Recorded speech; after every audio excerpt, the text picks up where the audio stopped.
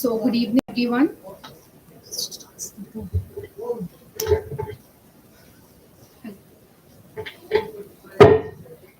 So, good evening, everyone. We're really very sorry to keep you waiting. A warm welcome to all of you present here, our panelists, faculties, and the entire audience. I am Ekta Naravne, member of the consulting club at the CoEP, will be the moderator for today's event, Going Beyond Conventional Roots in the Consulting World. I would like to call upon to the stage Aryan Jain, Aryan Jain, founder and the club secretary, to come and brief us about our club.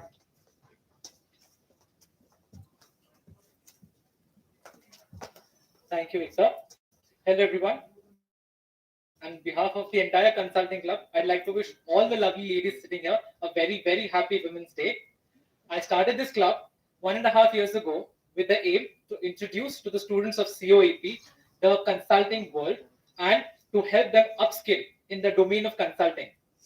My wonderful team of 150 plus members have done a lot of projects. To name a few: green building CoEP, 6 hat techniques for problem solving, 5S workflow techniques, and many more. I'd like to thank our college dignitaries, our speakers, to take out their invaluable time and join us here today for a seminar and panel discussion. Thank you.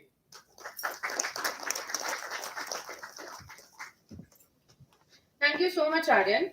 Now, I would like to call upon our speakers, Ms. Shivani Saloke, Mrs. Payal Jain, and Dr. Pratima Sheorey, and our faculties, Vibha Vyas ma'am, Nandini Iyer ma'am, Shipra Moghe ma'am, Meera Murli ma'am, GB Ibrahim ma'am, and request them to light the diyas.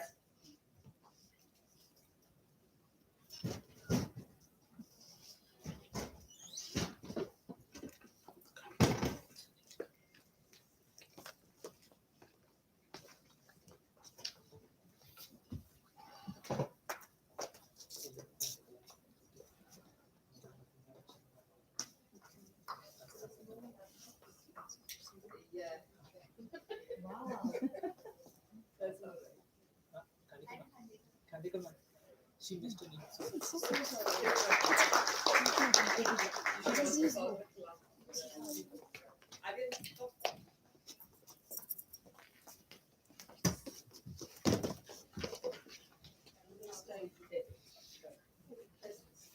So sorry, I missed Khandekar ma'am's name. Sorry, ma'am. Shubham Karo Deepa Jyoti Namostute.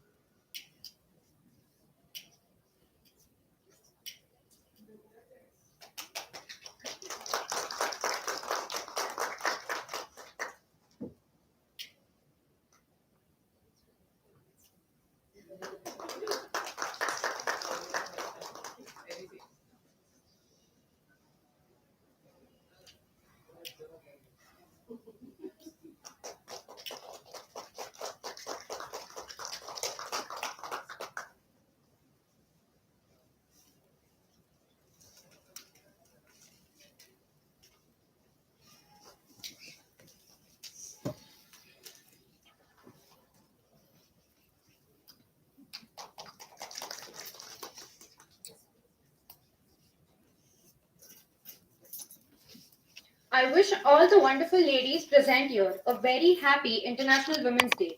Today, we have with us these three incredible women with us who have excelled in different frames of consulting: Ms. Shivani Saloke, Mrs. Payal Jain, and Ms. Dr. Pratima Sheorey, ma'am. I would request them to come on the stage.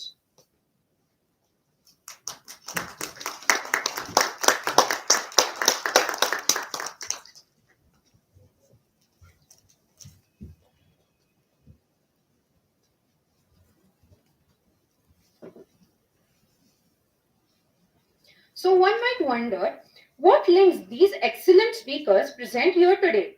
That would be the world of consulting. Consulting, in its simple definition, is providing knowledge, services, and guidance on an as needed basis to business organizations or individuals. Consultants are independent of the companies they work for and bring an outside perspective or specialized knowledge to enrich their approach to finding a solution to a problem. And today, the distinguished panel of speakers gathered before us would be sharing their outlooks and a snippet of their journey in consulting. Our first speaker is Ms. Shivani Saloke. She is an alumna of CoEP and HEC Paris MIM 2022. Currently working with ZS Associates, she has wide-ranging experience internship experience in business operation vertical. She also has won national level case competitions like ZS Campus Beats and D2C challenges, to name a few. She has been a part of wide range of activities throughout her educational journey, winning multiple accolades in them. I would like to call Ms. Shivani Saloke ma'am on stage and share with us a few words.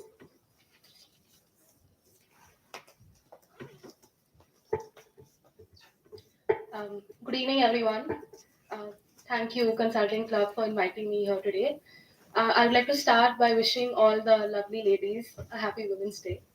And before I commence with discussing about my journey, I must use this opportunity to express my gratitude to two people who have been a major contributor towards my journey of securing an admission in a prestigious college like HEC Paris. And so I'd like to thank Shipra ma'am for the letters of recommendation that she wrote for me and which made a strong case for my application at this esteemed institute. And I would also like to thank Khandekar ma'am, who took out time to review my essays and help me build a good profile. So thank you, teachers. So I would like to share the little journey I've had in consulting so far and the plan that I have for building my career in the same field. And hopefully that will solve few doubts that you students might be having as you plan your next steps in terms of your career. So my experience with consulting started in my third year, where I was participating in national level case study competitions, understanding consumer trends, studying consumer behavior, studying consumer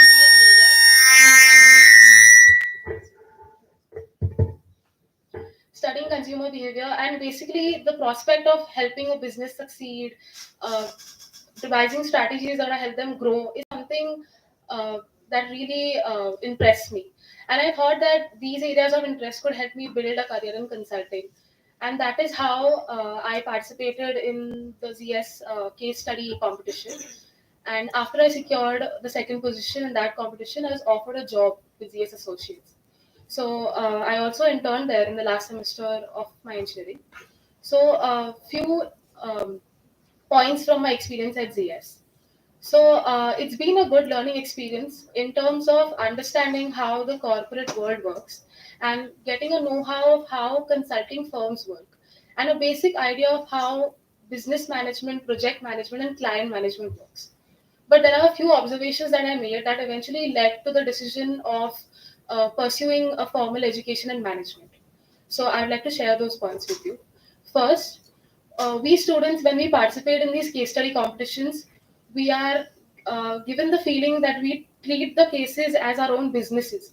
And you're given that power to devise these strategies and decide what happens for the business.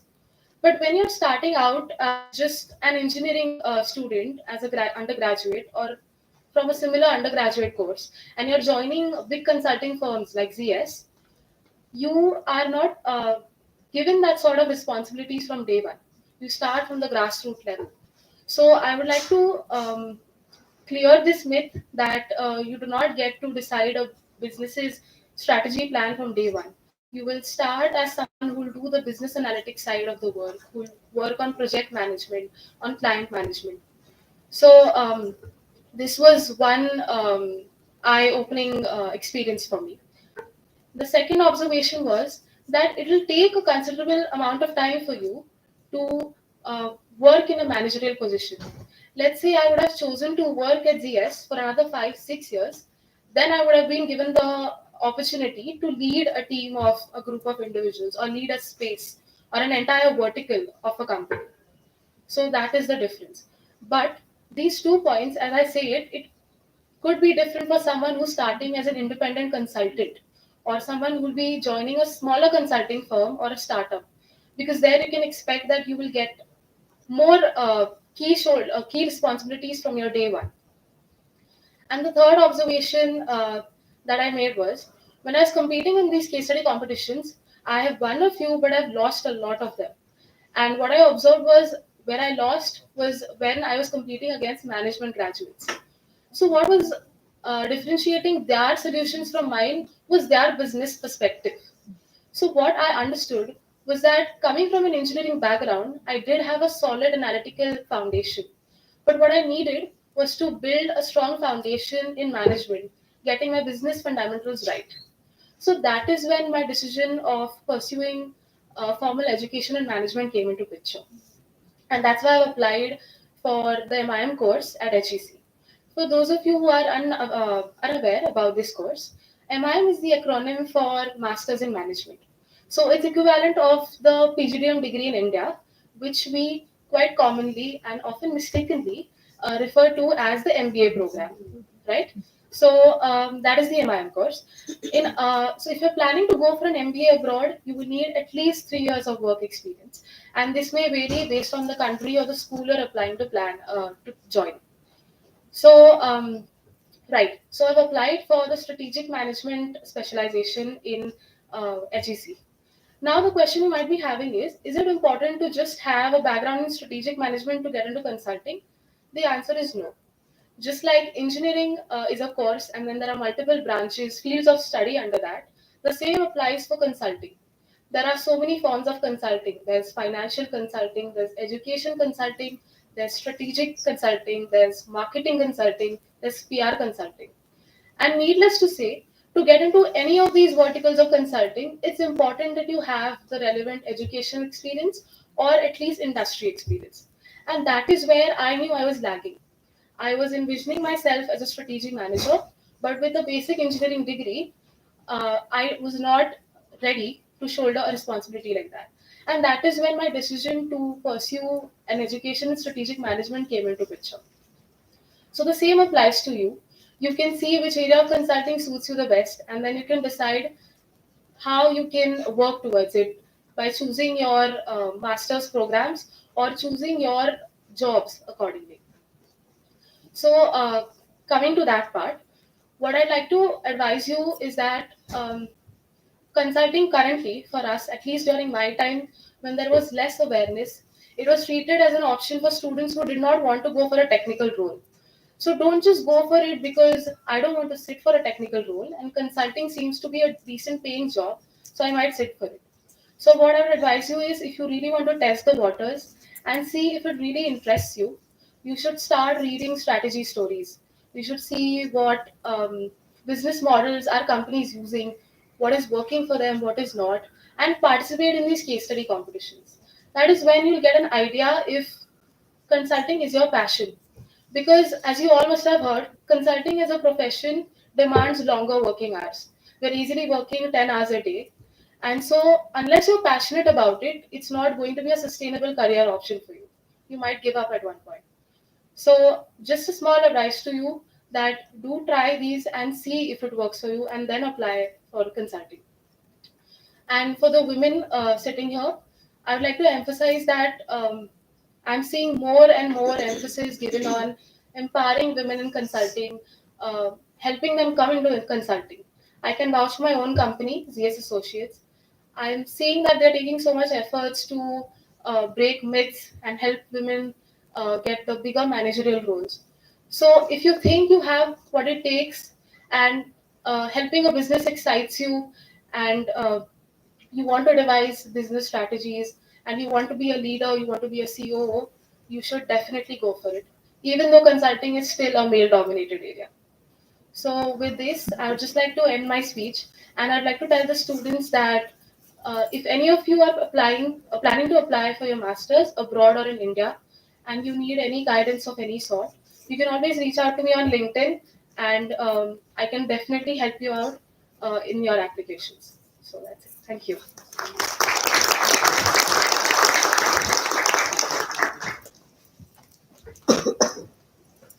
Thank you, Ms. Shivani, for sharing with us your knowledge and valuable experience. Our second speaker for the day is Mrs. Payal Jain. She graduated as a mechanical engineer from VIT and is currently working as head impact at Educate Girls. She started her career in the field of data science. Payal ma'am soon moved into development sector to pursue her love for teaching and making an impact where it matters. In her role at Educate Girls, she works at the intersection of the data and development, leading research and evaluations and at Educate Girls. I would like to call upon Mrs. Payal Jain, ma'am.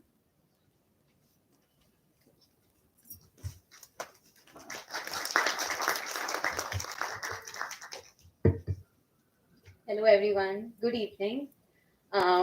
I'm really happy to be here today because we very rarely get to speak to young folks from colleges about the development sector, about the work that happens in that sector. And like you must have seen, I was a mechanical engineer who then moved into data science, who then moved into the development sector. I also taught for a couple of years because that was my passion. So my career has always been I have always been persistent in looking for something that matters to me and finding that sweet spot. And I feel I finally have that. And over the last 7 years or so, I have been working in the field of data in the social sector. I have worked as a consultant. I've also worked with many consultants within my role at Educate Girls. And I think there is a lot of complex problems in the development sector that also require and are solved by the MBAs of the world. So today I'm here to talk about what consulting means to me and what I believe as students and as young professionals y'all can start doing today to get there. Yeah. So if anyone asks me what's consulting in the most simplest of words, consulting to me is having the knowledge, the skills, and the experience to be able to solve someone's problems, right? And the best consultants we have among us today are our professors.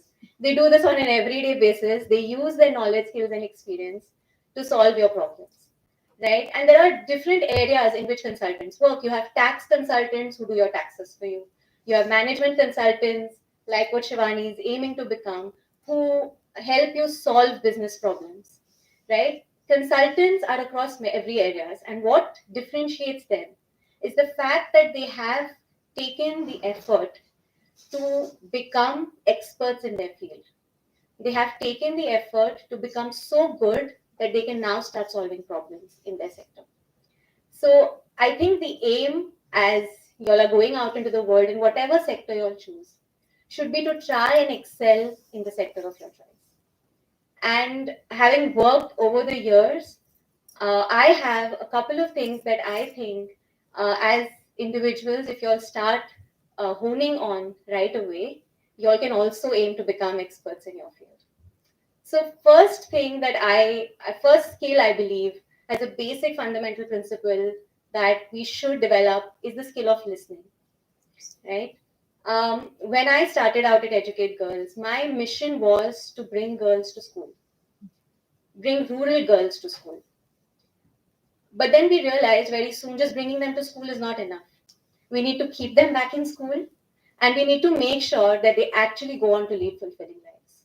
Now, this is a very complex problem to solve, right? Especially in the rural sector.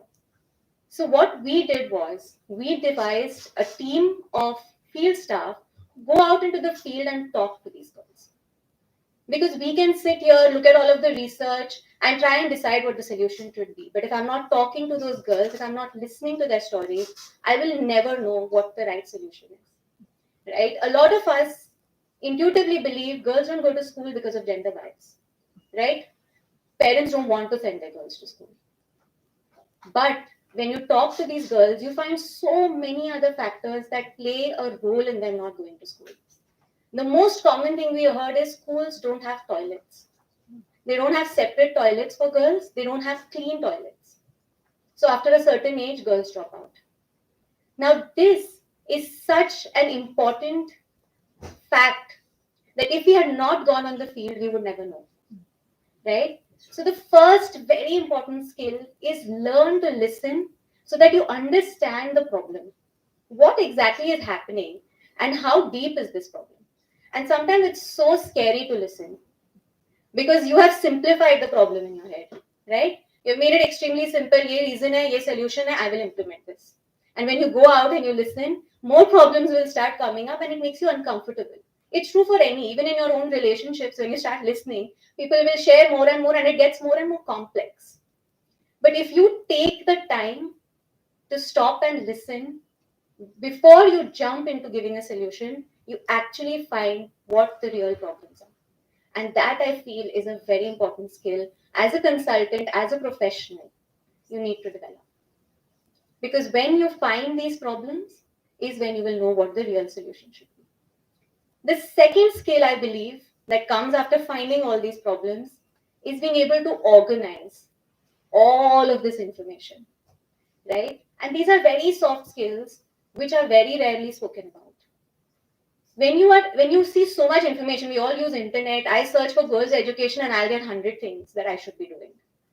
But if I am not able to organize these 100 ideas in my head, if I'm not able to make sense of this clutter of ideas, I will never know what the solution should be. And the solution will not jump out at me. I'll be overwhelmed. So the second most important thing, and there is this book on mental models that you all should read, which tells you how to organize all of these ideas, all of these multiple data points that we see, and make sense of it so the solution will automatically jump out at you. And the third most important thing is communication. Now that you have your problem sorted out, you have a solution in your head, how you communicate is very, very important, right? And yes, there are techniques you can learn on communication. But the one thing I figured out about communication is you need to simplify your communication, right? If you're able to simplify is when the true crux of everything that you figure out will come, right? Simplify so that you're able to make your audience understand what you're trying to say.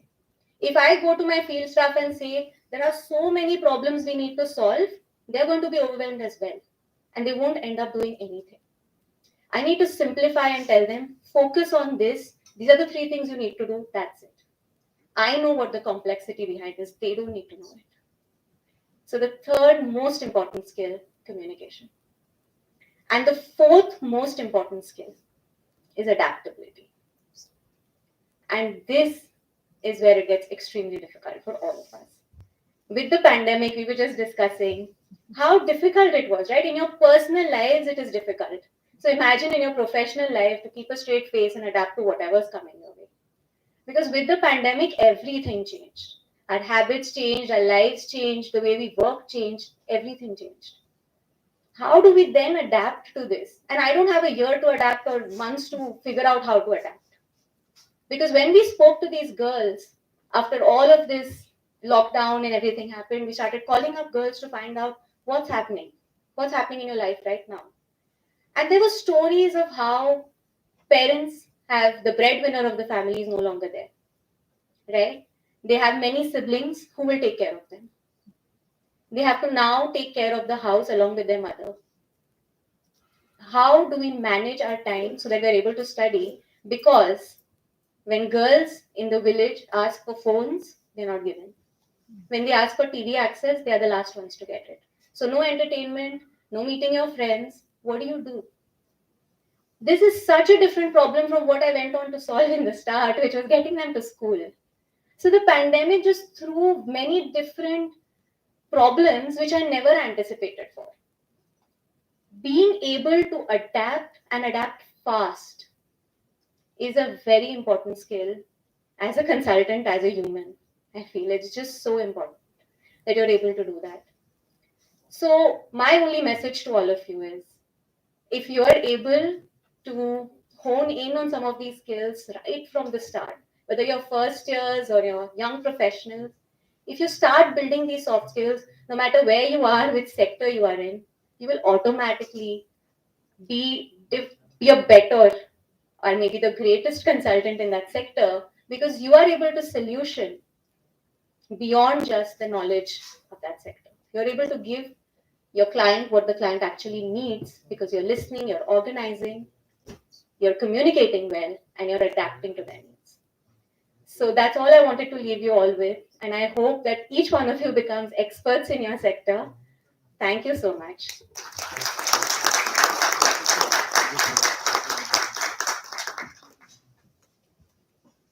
Thank you, ma'am. Those were really very insightful words. Our third speaker for the day, Dr. Pratima Sheorey. Dr. Pratima Sheorey, Director of Symbiosis Center of Management and Human Resources Development. She has a decade of business experience with organizations such as AC Nielsen.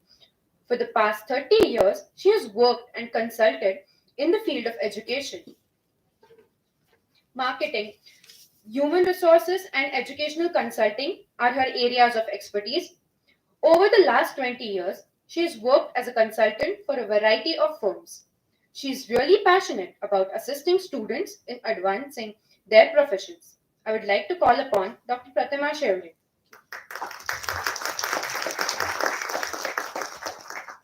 So very good evening to all of you. Thank you so much to Consulting Club and Aryan Jain for inviting me here. After young, dynamic perspectives, you put up somebody who is sufficiently old. Okay. And then expect people to listen. So that's interesting. But, acknowledging the presence of your professors here, who are ladies, a very happy Women's Day to all of you. I'm sure you're as excited because I'm finally seeing students live. They exist beyond the screens, which never go live. Or you really don't know whether the tag which says Aryan Jain is really, whether there is a living being on the other side of the screen or not. Okay. So thank you so much once again. Very quickly, I think both of them have spoken about when you begin, what should you do? Really interesting tips and directions. I'll just take it a little bit ahead of that. And let me just look at it in terms of what I did and why I'm here. So I'm not an engineer, okay, at all. I think I'd have made a really bad engineer if I had, so I'm so glad the technical world is happier without me. But I did BSc microbiology. All right. And a lot of my friends are today in the US, and they did gene mapping at that point in time towards the end of the last century. Now, from there, I realized this is not something I wanted to do. Okay. Let me tell you, in your careers, you will change a minimum of 3 career paths. Minimum 3 times you will change your careers. All right. Is that good or bad? I don't know. Every time you will begin a little lower, right? You will just realign. You will begin a little lower, and then you will go on forward. So if you want to, and in India, those changes can go all the way up to 7, 8 times as well. In a 40-year career, you will move all across the place, okay? Because you will try and see what you're looking for. I did MBA. After MBA, I got into the research field, market research, okay? Qualitative research. And after 3-4 years of doing qualitative research, I came to Pune. And because research was not very predominant and none of the research offices were sitting in Pune, because everything was sitting in Mumbai, and I couldn't move to Mumbai. So I took up education. I joined Symbiosis. Right? 3 years in Symbiosis, I moved back into corporate and training consulting. So microbiology, management, market research, okay, training and consulting, and then back in education, okay, and now very shortly an educational entrepreneur, which is what I'm planning. So this will be my 5th or 6th move. But this is, I think this is what has enabled me to see things in a different perspective. If you wish to become a consultant, okay, yes, like she said in the beginning, you can't. You have to really learn the ropes, understand the perspective, understand in depth, listen carefully, adapt, change. All of those things are there. However, the most key thing is don't stop learning. One of our alumni, Anish Basu Roy, tags food. Very recently on Shark Tank, he got a big, he got one of those sharks to invest with him. And while I was speaking to him, this is one of the things he mentioned to me is that when you get structured education, okay, when we are getting educated, we feel all the learning is better outside the class. Okay, yes, it is, but also what you are getting. So concentrate on your structured education. My own experience of having dealt with students now, of course, a little older than you, has been that as much diversified your learning, right? So you're not just in class, but competitions. Yes, case study competitions, right? You being part of different clubs, you participating in various other extracurricular activities. All of that enables you to build a multi-dimensional perspective, which is very essential if you are looking at doing more than being stuck in a silo. Consulting is what essentially when you can expand your job to be able to look at what you are doing, not just like a brick in the wall, but see the wall. Right? And for that, you need to step back and see the bigger picture emerge. Right? So the people, the process, both become important. So as many diverse types of experiences as you can get would make you better, richer. The CGPA, I don't know how many of you are very keen on CGPAs and getting the highest CGPA and whatever. A well-rounded personality will make you a better consultant. Right? Because if you've only been studying, then you've missed how people reacted to each of those teachers and each of those learning experiences. If you've only been outstanding the class, then you're going to miss the structure of the study. So whatever you do, try and look at that same thing from different angles. Everybody has a different perspective. Yeah, in our generation, simple example, in our generation, living is like, oh my God, right? But it's not something which is out of the ordinary for any one of you, probably. That's just a perspective. It does not make it right or wrong. But if you wish to put a solution around a problem, then you need to understand all the perspectives, right? And get out of your shoes. Get rid of your existing perspective, or at least learn to appreciate the other person's point of view. So, in my opinion, 3 things I want to leave you with that would help you to build a wider perspective, then whichever career you pick, it will work. The first and most important thing is never stop learning. Okay? Be inquisitive, try and learn more, try and understand more, try and understand the same point from different points of view. So yes, try and learn more. Point number 2, don't fall for big brands. Look at the learning you're going to get. Okay, big brands, big salaries. More than that, what is the learning? What is the learning environment? Please understand, the bigger the brand, The bigger the salary. Uh, Today it will not sound so important. How hopefully 10 years down the line you will recall what I said. Uh, the more likely they are to use you only in one very small area.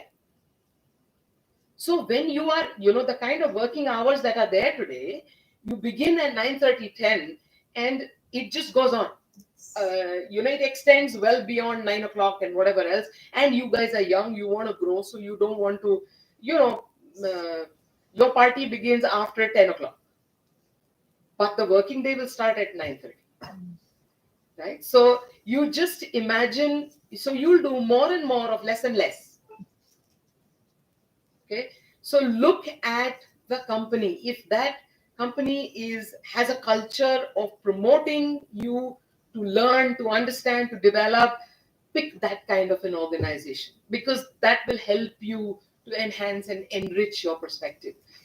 And third and most important thing, in my opinion, is never lose the ability to take risks. Okay.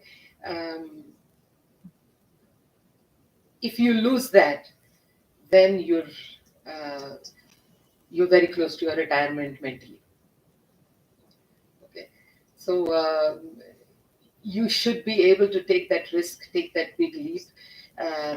I would feel we've got two examples here who've moved from classical technical roles into something a little more when they realized, okay, to get there, I need to do something a little differently. So yes, don't be scared and afraid to do it. And all of you guys are young. So I think that risk in the first 5-10 years of your life should be easy. I want to leave you with a story. There's this village in which there was a wise man of the village, okay? And anybody and everybody could go to him with a problem and he would have the right solution for them. So one of the smart aleck kids said, how can he have answers for everything? It's impossible. So he said, let me go and throw an interesting problem to him. And I'm telling you, he's a sham. He's not real. Okay. So he thinks, and then he catches a butterfly, holds it in his hand, and goes to this Baba and says, is the butterfly, I have a butterfly in my hand. Is the butterfly dead or alive? So he thought that, oh, Baba bolega, it's dead, so I'll let it go. If he says it's alive, I'll squish it. Butterfly is a very delicate being. So he said, he thought he had the Baba by his whatever, and he could now ensure that he got a wrong answer from him. So the old Baba simply said, do you think this butterfly is dead or alive? The Baba said, it's all in your hand. Okay? So what you wish to do with your life is all in your hand. That's a choice you can make. Believe me, you guys are less than 2% of this great country that have access to education. I know of girls, not just toilets, it's because it's 5 kilometers away. In the evening, who will escort me? So they drop out after 10 stand, right? You have access, you have the intellect, you have parents and family that is supporting you. You've got great bunch of teachers. Believe me, you're lucky to have teachers. Okay, you've got everything that it takes. Open your mind, learn, go to environments which will enable you to learn more. I had once heard somebody, or in fact, I keep hearing him all the time. The engineer that I'm married to, who no longer does anything in engineering, um, he tells me that in your decision, you make your destiny. So, but don't feel afraid to make mistakes. Uh, but in your decision, you make your destiny. So go make your destiny today. There are so many avenues. I wish you all the best and a very, very happy Women's Day to each one of the lovely ladies here. Thank you so much.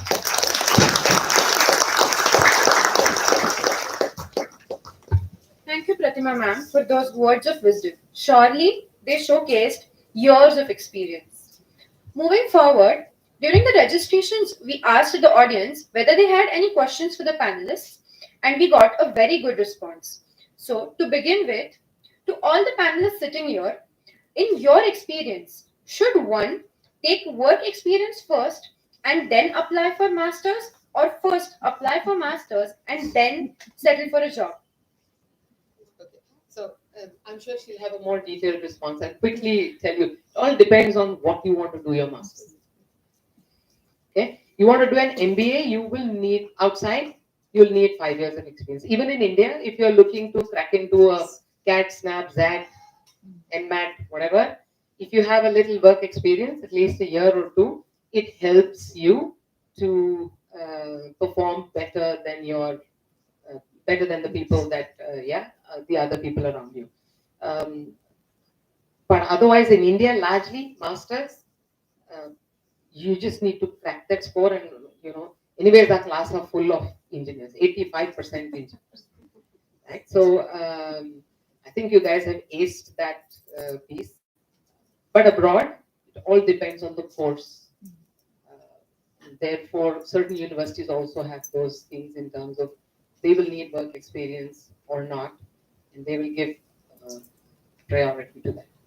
All yours.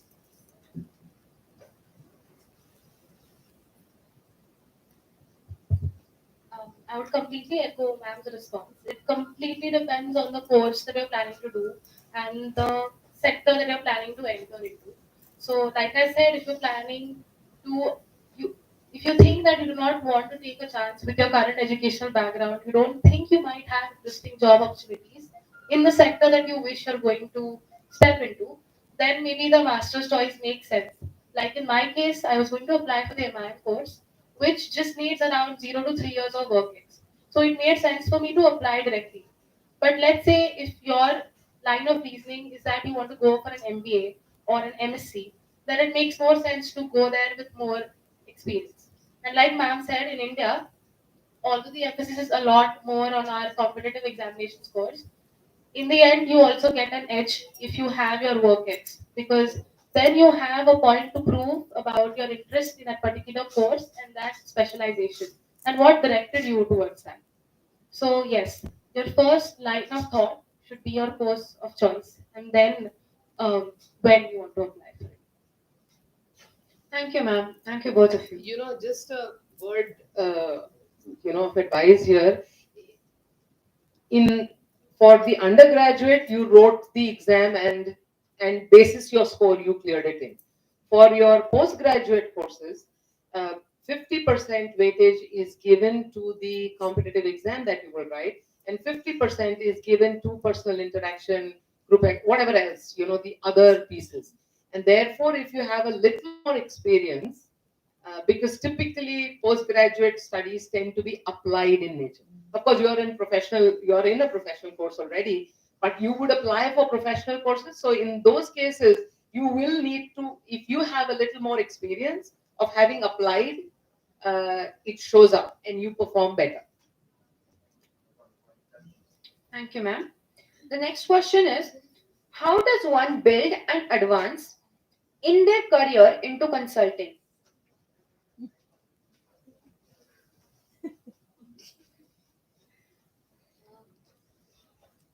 While you think quickly, uh, quick revise and recap. Uh, you know, I'll leave her to revise what she had said. But yes, keep learning. Try and understand everything from different perspectives. Try and look at the content rather than just the name. And most importantly, when you are consulting, then you need to as much of a varied experience and perspective that you will have. It will help you. Yeah, I do agree. I think working on a variety of projects really matters. So you should look for a company that allows you to do that, right? And like I had said already, I think there are a lot of soft skills that come with consulting, right? A lot of your knowledge building, experience building will happen while you're in your job or while you're doing other jobs. But I really believe that a good consultant is someone who is able to actually understand the needs of the client and deliver to that. So, to advance, obviously, you will do your master's, you will study, or you'll work really hard and you'll gain the knowledge.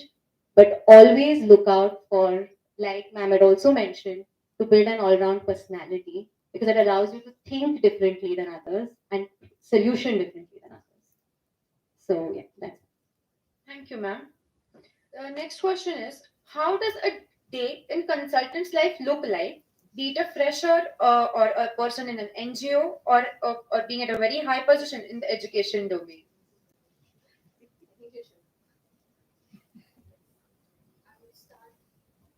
I would start with saying that it's easily at least a 10-hour job a day. So, one disclaimer that if you're joining a bigger consulting firm or any consulting firm, you're going to have the longer working hours. And yes, like ma'am said, most of it is going to involve a lot of communication, written and oral. So that is what my daily schedule looks like. Like bunch of emails and a lot of team calls. And because I worked in Mu Sigma, which is very similar to ZS in Bangalore, I used to work till 2 in the night. That was a routine for me for the first 3 to 4 months until I moved to a team and my manager was willing to listen and understand why I couldn't work those long hours. But I don't think that should stop someone from entering consulting. I think there's a lot to learn. You work on such exciting projects and you do such kind of problem solving, you wouldn't mind doing the hours sometimes, which is not a good thing always, but you need to find the balance for yourself. If it's something you enjoy, if it's a direction you want to take, then you also need to know how to speak up for yourself, how to find that balance for yourself. There'll be a lot of traveling. You go to these project sites to work with the clients as well. Obviously, when you start out, it's very low, especially in big consulting firms. Um, so there's a pros and cons to every career that you take. So that's why you need to really think every time you're taking a step ahead or you're taking a risk of even taking a risk. Before you take that risk, you need to figure out why am I doing this, right? Like what am I looking for? Every time I have moved from teaching to data science to other things, I think what really helped me is stepping back. So yeah, consulting life can be good and bad depending on how you look at it. I'll give that a pass, because I really don't know what you wanted to understand. Some days are very, very boring. Uh, some days are very interesting. Some days are just normal. I don't know. I mean, why did you ask that question? So, uh, if you, if nothing is predictable, you may come with a to-do list and you end up doing everything else other than the to-do list. So it's just, I don't know why that question is asked. So, if I know, I may be able to answer that better. Just one quick piece of advice, like ma'am said, it's very dynamic. Even I had my to-do list, and then I walk into the company and I'm learning a new set of tools, and it's completely different my to-do list. But one pro tip for you all, if you're planning to enter consulting, you have to be good at Excel. So get your Excel right. Thank you, ma'am. Next question is especially for Pratima, ma'am. Ma'am, in your opinion, how often does an individual hit a ceiling in the career, and if they do, what are the possible ways for avoiding it? Everybody's ceiling is different. Some people have no ceilings at all, and some people how do you know when you hit the ceiling, right? And what do you do when you hit Yes, one, and right? how to avoid. Uh, I don't know if you can avoid it really, uh, because it all depends on what you want to do, right? If you feel that this is the right place for you and you can see in the organization 5 years down the line, 10 years down the line, you'll see your seniors doing a certain set of jobs. So it is okay to for you to think that yes, okay, in about 5 years' time I'll get there. In about 10 years' time I'll get there. And if you're comfortable with that, you can continue, right? Unless you get better offers or whatever else. So then you know what ceiling you're hitting and whether you will move into the next role before hitting the ceiling or after it. So that is one way.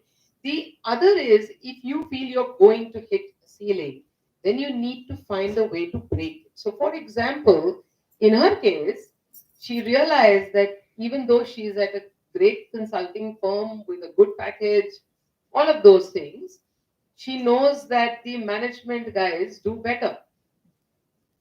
And in all probability, they are the ones that are going to get the leadership roles going forward. So she knew she was going to hit the ceiling well in advance. It should have hit that ceiling maybe 4 or 5 years down the line. All right. Uh, but in preparation for that, she took a break. She's giving up on 2 years of good money and she's putting in many years of money into that 2 year program, right? So unless you invest in yourself, you can't break any ceiling. You have to invest in yourself. You have to invest time, effort, learn, do something new. Uh, and if you're comfortable with it, then stick with it. And if you don't like it, find another place where you can go up higher. Just a quick example here. My father was in the army, 35 years, 36 years. He fought in the 71 war. Um, so there was ample opportunity for me to join the forces, um, but there were no women in fighting arms, and that's the arm that gets promoted. So it's not that I'm going to reach the top, but I knew I had no realistic um, opportunity to reach the top. It's only now that women have been allowed into the NDA, that too after such a lot. So I simply avoided that sector. If you're going to hit a ceiling, you know, but invest in yourself. Thank you, ma'am. Now let's take a few questions from the audience.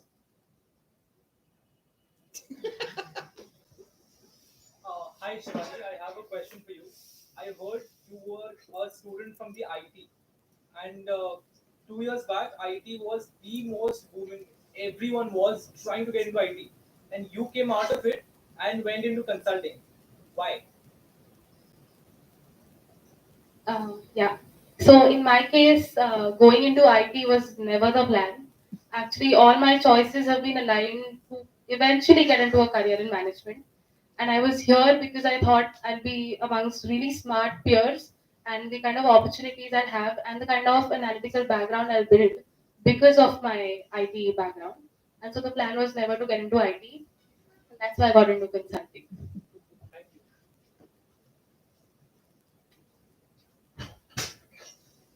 Do you think there are barriers in consulting? If yes, what are they? For women. Maybe they can answer more, but from what I have seen, there are no barriers, but it's still a male dominated industry. But that being said, I myself have seen at least the corporation that I'm working in taking efforts towards bringing more women in and empowering them to come up to the leadership roles. So, from my experience per se, I do not see any barriers. If you have the talent and if you have the will to work hard, you can get to the toppest position. Um, there is no barrier as far as gender is concerned.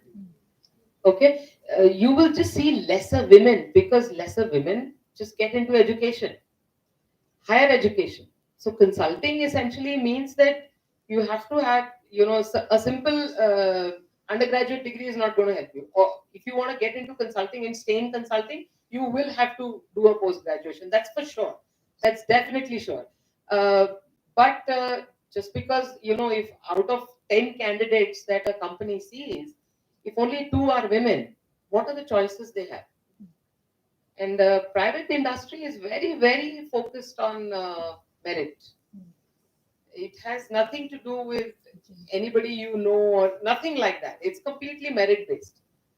It's just that lesser women in the total number of applicants reduces reduces that. And then there is also this slight bit of a bias, ladki hai, shadi karegi, bacche honge, fir break legi. But the great thing about your careers today is there is a huge scope for gig working. And there are people who are just specializing in a certain area and offering those specialized skills uh, at specialized rates. So there's just so much more opportunity, and I don't believe, barriers exist if you feel they do. They're only there for the people that think of it like that. Thank you, panelists, for the great answers, and also the audience for being so lively and interactive. Oh, sorry. Oh, I'm sorry. You can continue. So I had a question for Payal ma'am. What made you want to switch from data science to working in an NGO and like what?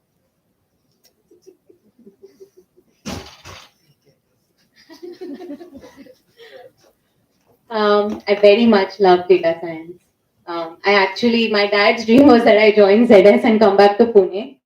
And he was hoping that I'd do that. And one day I called him and told him, you know what, I've applied to teach for India and I'm going to work for lower salary and I'm going to be teaching for 2 years and then we'll see what to do. I think I've always wanted to be a teacher. And I mean, there are stories of how I used to teach as a child, how I always wanted to, find some students for myself and just teach them. And throughout college, I spent time teaching. I taught my siblings, I taught their friends. So I always knew I wanted to teach. But at some place, I also knew that I had this analytical ability that I wanted to also hone. And after I finished my 2 years of fellowship at Teach for India, I realized I wanted to work in data, but in the social sector. Because my love for the social sector was solid by then. I wanted to explore those kind of problems which the social sector throws up. And that's why I completely switched. I had an option of going back and, going back to data science or consulting. But I decided to stay in this sector and work as a consultant in this sector. Um, and that's what I've done. And now I see a lot of individuals moving to the social sector. There's a lot of opportunity now. If you've heard of organizations like Dalberg, FSG, all of them are consultants in the social sector predominantly, but also McKinsey and all also do social sector consulting. So I saw that I had an opportunity to do what I wanted to do, even though I moved to this sector. So then that's why I did it. Yeah. Ma'am, so from the birth, we are raised, so we generate some perspective. When you said that we have to expand it in consulting, how do we do that? Like it's tough. Nothing's easy. Yes, you're raised in a certain way. You're limited by the choices and options you see. A doctor's child will want to become a doctor, an engineer's child will want to become an engineer, and likewise. Um, but fortunately, you guys are very lucky. When I did my education, there were only two great options: engineering or medicine. Right? Engineering तो बिल्कुल है तौबा बिल्कुल नहीं करना था मुझे लेकिन for medicine being in the open category it was difficult to get admission in spite of getting fairly good marks. So and my father was in the army and my mother did her BA Eco at that point in time, so very educated. But they didn't know anything about education, so I just picked and did what I wanted. I think the key thing to remember here is what is it that you want to do? Fortunately, today there is a whole bunch of people out there who can tell you what your interests are. Sometimes we don't know what our interests are, okay? Or we don't quickly arrive at it intuitively, okay? Because of the way we are structured. You're right. Because of the way we are structured, we don't see that part of us that we actually. In fact, I know so many of our students from SCMHRD who did MBA. One guy is a very famous horse trainer. Shweta Mohapatra is a good singer. Okay, there are a bunch of IS officers. There are a bunch of journalists. There are a bunch of film producers and directors. Uh, what's that vada pav joint which became very famous in sorry, Jumbo King, yeah. So he's from SCMHRD. So it all, I think it's about the different types of people you meet, and I think not because you guys, because the consulting club invited me here, but I just feel that being here, whether you get into a career in consulting or not, you will just get to hear 10 different perspectives, and that helps. Go and speak to anybody. I don't know if you ever sit in an auto rickshaw and chat up with the guy, how he got into that. Yeah, try and understand how that thelewala runs his business. Well, the learning is immense. How do you break it? Well, just step out and speak to a couple of other people. Now, I would request Nandini Iyer ma'am to come up on stage and felicitate our wonderful speakers.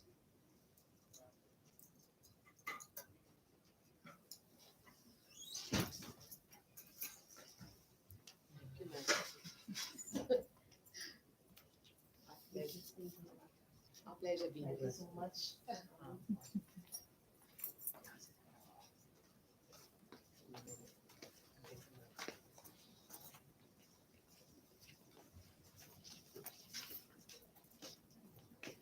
Thank you very much.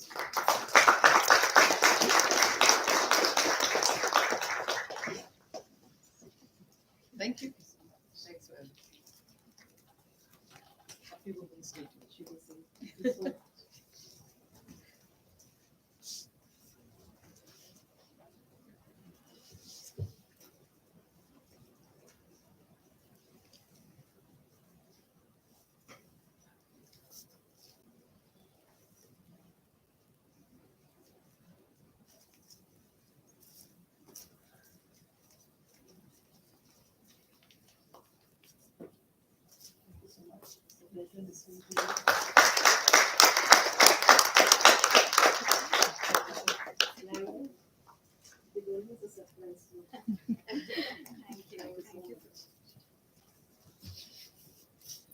By the way, you guys should read this book, okay? Okay, guys. I'll request Khandekan madam to the honors because it will be a great pleasure if Shivani receives it from her mentor. So Yes, I really yes, feel that yes, she should Sure, come back. please, Please.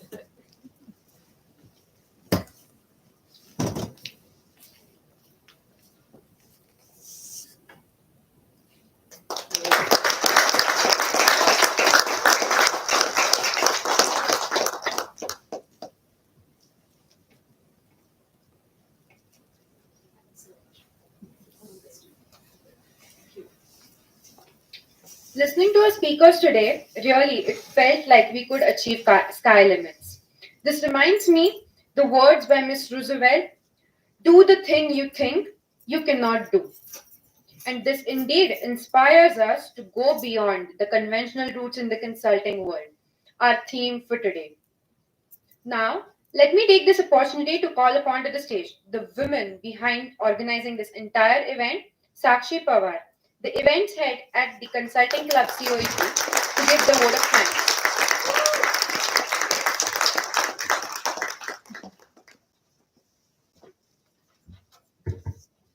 Thank you so much, Ekta, for being a wonderful moderator. Thank you, Amara Beauty, for being the sponsor for this event.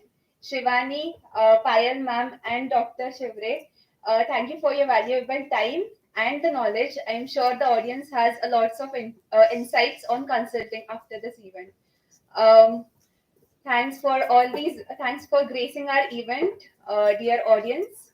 I request all of you to go and check out the flea market and the show organizers to lead our wonderful faculties and the speakers to Cognizant Lab. There's a high tea arranged for all of you. Congratulations on your first live event.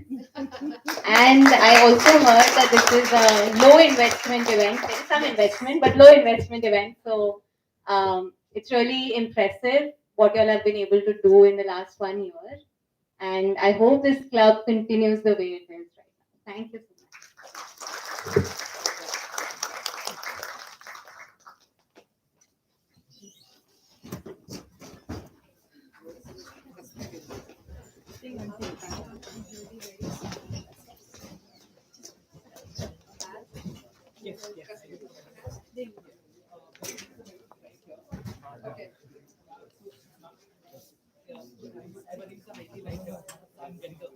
Go ask Varun to get the place.